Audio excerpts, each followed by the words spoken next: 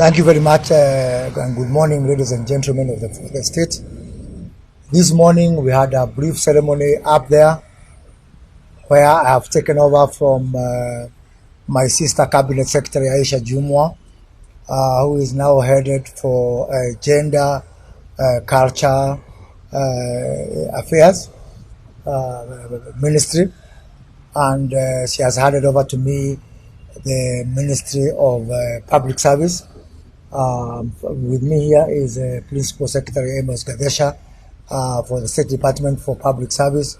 My also new State Department for Performance and Delivery Management, Madam Veronica Duva, as per the assignment of portfolios that was carried out that was announced by His Excellency the President some 10 days or so.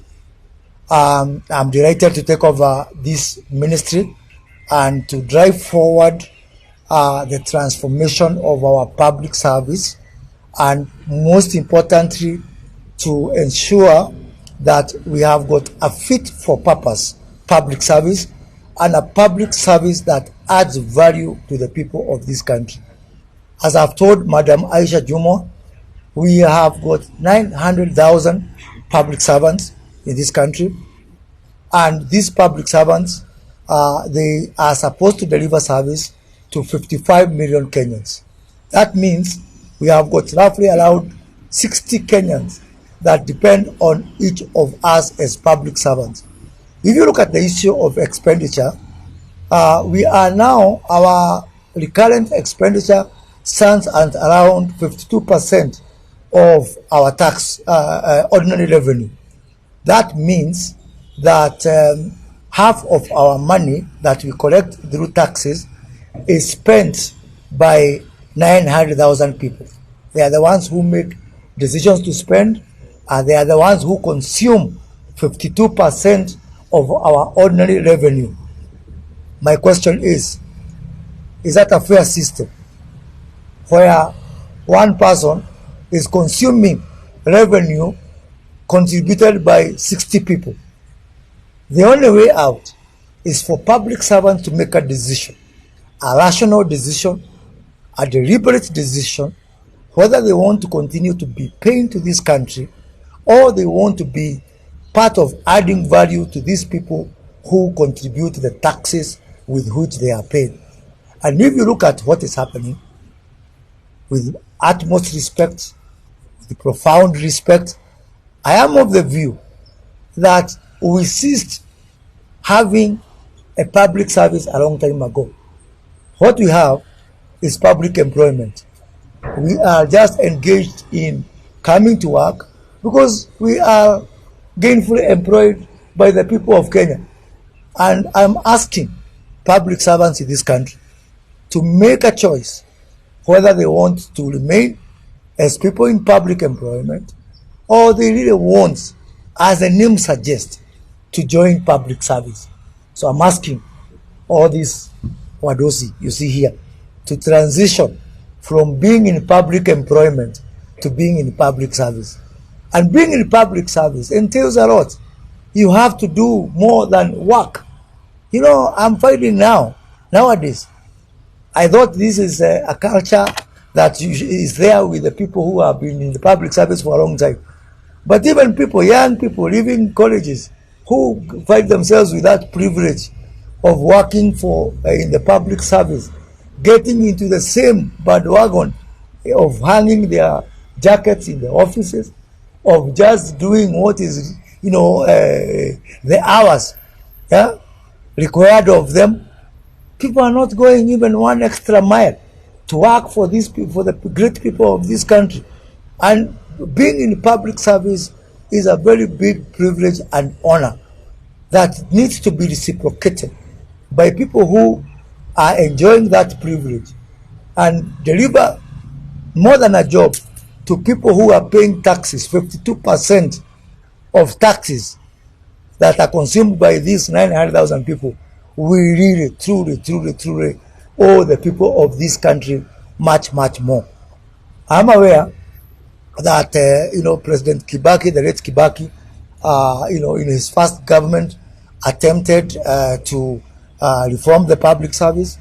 That effort was abandoned somewhere, midstream. And I intend to pick from where President Kibaki left it by carrying out, a process-based reform of the public service to ensure that we have got a public service that is agile, that is nimble, that is fit for purpose, and that is value-adding to the people of this country. With me here also is a team from several departments. We have got the Director General of the National Youth Service. And let me take this opportunity, although I'll be visiting the NYS next week, and I'll make much more specific pronouncements on the way forward on the National Youth Service. But if you are a young person in this country, my simple advice is don't look for those other lofty jobs you're looking there. The National Youth Service will be the engine of transforming this country. It will be the engine of growing this country. It will be the engine with which the government of President Ruto is going to use to wake up our agriculture, to revive our manufacturing, to inculcate a culture of service that is based on patriotism and love for this country. We are going to transform radically the National Youth Service, and I can assure you that if you are not in the National Youth Service, you need to think twice. Gone are the days now when National Youth Service was for people who don't have anything else to do in life.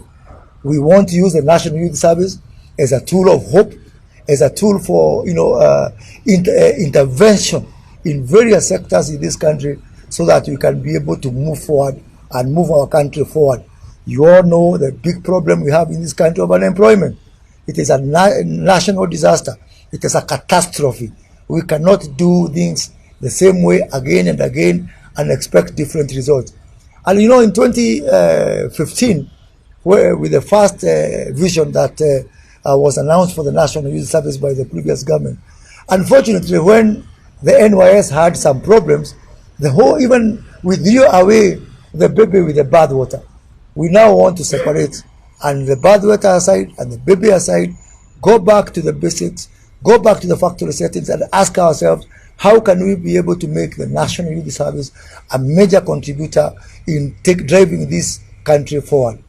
In the same manner that we are going to address our Kenya School of Government, you can also expect some major transformation in the Kenya School of Government to assist the country in areas which we don't understand, which are not historically part of our forte, areas like climate change, areas like green finance. And I've had a discussion with Dr. Udeki Chewa, who is a Director General there, that he needs to get ready to do some major transformation of that institution. And actually, it is my view and my hope and my determination that the Kenya School of Government will also be our tool for widening our influence, especially around Africa, by not just being the Kenya School of Government, but also by being the Africa School of Government, so that you can be able to train people from Egypt, from Morocco, from Nigeria, from South Africa, and showcase that the best place you can be able to learn about government is actually in the Kenya School of Government, which I hope some years down the line will truly be transformed into an Africa School of Government. Huduma centers is another area that I want to keep a very close eye on. As you know, Huduma is a very popular facility for most Kenyans. I don't know, you are doing how many transactions? 50,000 every per day. 60,000 transactions every day. And we're only talking about 58 transactions. So what we want to do, 52 centers. What we want to do, I want to have a discussion with the Postal Corporation of Kenya, and we have got around 893 post offices.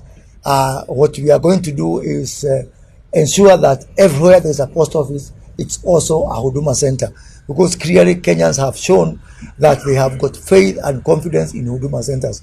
But not just that, two things. One, we are also going to use our Huduma centers and interest the private sector to trust us in service delivery, even in services which have got nothing to do with the government. Because clearly, if this is one area where the public sector is doing much better than even the private sector, and so why not offer our services even for the private sector? His Excellency the President has challenged us on the issue of sustainability, on the issue of not just depending on exchequer, and my first area of that endeavor is to ensure that Huduma centers do not depend on money from the exchequer. We generate our own revenue, and I'm going to also to have a discussion with the consumer department within government. People like immigration, driving license, and all this. For so long, you've been enjoying this service without paying. Now there's no more free lunch. Yeah, you have to pay for it. We are going to introduce a fee for service, even for government services, for private sector services, to support our national e-commerce, because Huduma Center can really be the backbone of our national e-commerce initiatives. Let me turn also to my new state department, the State Department for Public Service and Delivery Management. And, let me say this. Some times back, and I was part of the political system, when there was an outcry about the way government is delivering, a lot of what I call boyfriend, girlfriend, letter writing to each other within government. People writing from this desk to that desk, as if desks are human. And because of that, the previous government had a lot of trouble because of all these, so many handoffs, so many Chinese walls, people not working together, and ultimately service delivery gets affected, performance gets affected. I am sounding off to everybody who is in public service, because now I am also in charge of the performance and delivery management. Please get your act in order. I am going to have a microscopic view of all the projects that are being done in this country, both from a horizontal level within our value chain approach, which is the preferred mode of development for the Kenya Kwanza administration, looking at our 5 clusters that we follow at the bottom-up economic transformation agenda, but also looking at counties. And in my previous job, I really perfected working with the county government. And I want to assure all the county governments, I want to assure all members of parliament that I am not going to do delivery and performance from Nairobi. And I'm not going to do it from these air-conditioned lofty offices. Tukutane kwa ground. When I go to the county, I want to know, why is this health project not delivered? Why is this school not delivered? Why are we not delivering this water? Why are we not delivering these roads? Is it because of a lack of financial resources? Are there better ways that you can be able to raise government revenue? Because I am saddened by a trend that is emerging, where actually what I have seen for the last 11 months, the person who has been following up on projects on delivery is His Excellency the President himself. And that's not fair to him. He's supposed to be the head of state and government.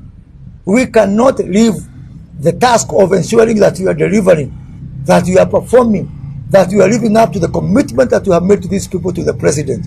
I want to relieve the President of the burden of following up even the most minute thing. We are not being fair to the President, and that is why I want to really deploy the government delivery services, the State Corporation Advisory Committee, the Inspectorate of State Corporation, and the Performance Contracting Unit to actually relieve the President of the burden of having to find out whether there is a power blackout, whether this road, whether Mwananchi is complaining. And we don't have the luxury of time. In another 45 months, we take back our contract to the people. There's hardly any time for bickering. We are running out of time. Mwananchi is asking us questions. People are saying they want to see what we promised them. Really, it is a very, very critical and severe situation. And really, laziness is not an option. If your vehicle is not moving, get out of the way. ondoa jam kwa barabara, so that those people who want to deliver can be able to deliver. So I don't have those officers from the government delivery services, from the performance contracting. They are here, from the inspectorate, from the state corporation. But I want to tell them, a new sheriff is in town. You can allow me, but I'll make sure you deliver. Asante sana.